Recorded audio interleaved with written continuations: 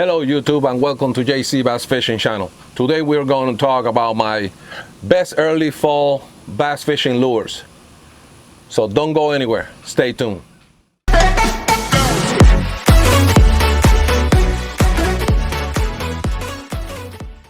Alright, welcome back. Let's go ahead and get started. So we have early fall. The weather is changing, the mornings are very cool. Now the mornings are in the 70s, and the day, as you go later in the day, it gets warmer, but in the mornings it changed. The weather has changed. Also at night, the nights is getting darker earlier than during the summertime. So those things right here are signs that we're starting to hit early fall. And during early fall, the bass start chasing shad, and what they do is they start chasing shad back into the creeks, and they chase the shad all the way in the back of the coves. They go ahead and they just go ahead and start feeding and feeding until they get big and fat, getting ready for winter. So because of that change, you have to make changes on the lures that you use. You have to make changes on the setups that you use, because you're changing from fishing in ledges and fishing deep crankbaits and fishing deep. You're going to change all that, and you're going to start searching for those bass that are moving into the back of the creeks. So what I'm going to show you today are going to be my best setups to chase those bass that are moving back into the back of the creeks. So I don't have them in a particular order. I'm just going to show them to you and what my setup is and the type of lures that I use. So we're going to go ahead right here. We're going to have the first one is a jig, okay, and I like to try to keep my jig, and depending on the color of the water, I like to keep it as close as I can to a crow color. I have it set up on a 7-foot heavy Enigma HPT rod, and I'm running an Arden Elite 731 gear ratio with braided line. Most likely it's 65 pound. And what I do is I use this jig. It's basically a football jig for Elk Rivers jigs, and I use this jig in rocky points. I throw it on rocky secondary points. I throw it on laydowns. I don't throw it on grass. For that I have something else. But I throw it on rocky points. I throw it on boulders. I throw it on laydown stumps and stuff like that. That I know the bass might be hiding somewhere there or staging somewhere in there in order to feed some before they move back. So that's one that I use. The other one that I use is a jerkbait, and I either use white, pearl white, or I use bone color, and I try to keep it as close as a shad color as I can.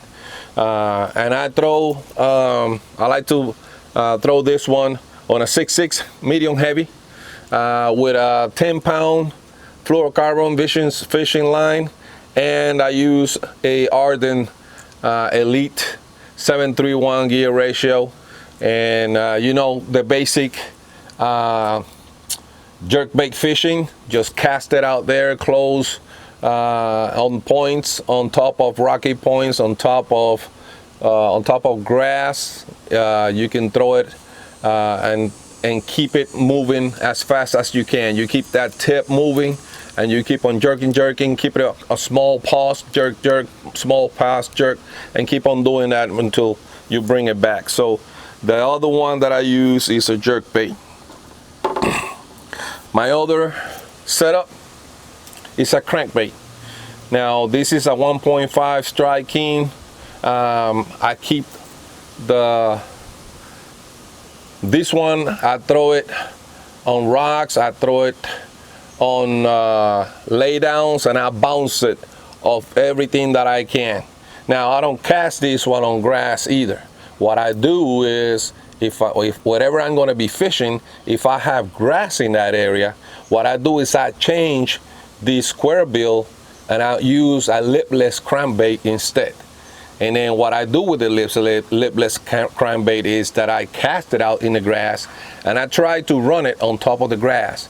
If I get hung up, I jerk it out of the grass and I just go ahead and keep on running it, and I keep on trying to touch the top of the grass. That way I can get those bass to react to it, and that's how you can catch them. Now, if I'm not fishing grass, then I'm fishing the regular square bill 1.5 crankbait, and I throw these on rocks. I bounce it off the rocks, I bounce it off the laydowns, I bounce it off everything that I can to create a reaction bite. I have it set up on a 611 medium fast HPT Enigma rod with a Arden Apex Elite 6:1 ratio, and I'm using 12-pound fluorocarbon from Vicious Fishing. My next rod is a Topwater. Now, right now, I have a Wobbler Proper.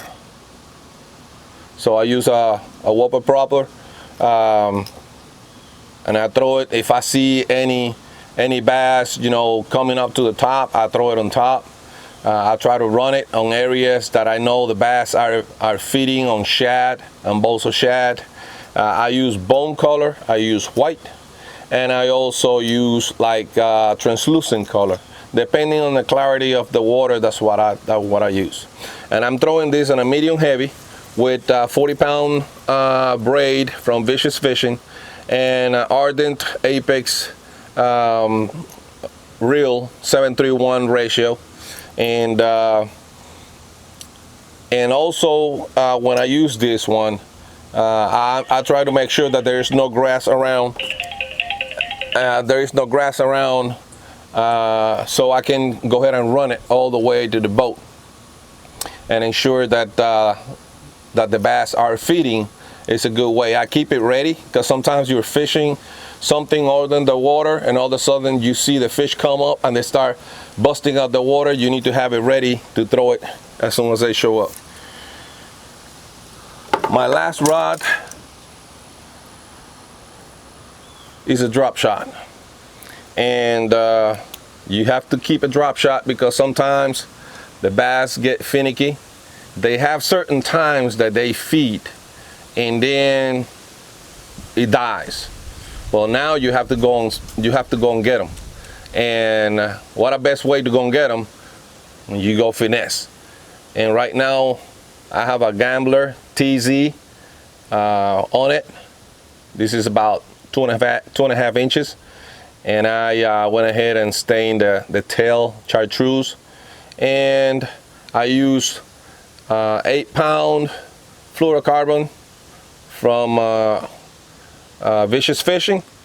I have a Enigma Phenom medium 611, is a fast action tip, and I have an Arden Bolt 2000 reel. Just the best setup that you can get. The leader is a long leader, so I keep a long leader because sometimes I fish water that is very clear and I don't want the fish to see my braid, because I use like a type of like a fluorescent yellow braid when I cast the spinnerbait. I mean, not the spinnerbait, but the spinning reel. And this is the setup that I use mainly. I use 3 colors. I use this white, I use Morning Dawn, and I also use blueback herring color. And basically that's all the setups that I use in fall. Now as fall gets deeper and deeper and colder, then you have to adjust your different setups in accordance to how the fish start to behave and what they start doing. So those are my setups for early fall and fall. And I hope that I can help some of you guys to identify what type of lures you can use in your lakes. Remember that I am in the southeast area of the United States, so I fish close to Alabama, Georgia, Florida, and South Carolina. Some of the northern lakes in our southeast area, like in South Carolina, like Lake Hartwell and Lake Lanier, they kind of like fish the same way. So they have blueback herring and shad, threadfish shad. So it all depends where you're fishing. You adjust your lures to the different areas. However, those setups are the setups that I use, and I hope they help you also to catch some fish. So that's everything I have. Don't forget to subscribe, hit that button right there, and subscribe to my channel. I'm gonna be doing a giveaway pretty soon, so I'm getting close to my 200 subscribers, and the giveaway is coming up soon. So take care, tight lines.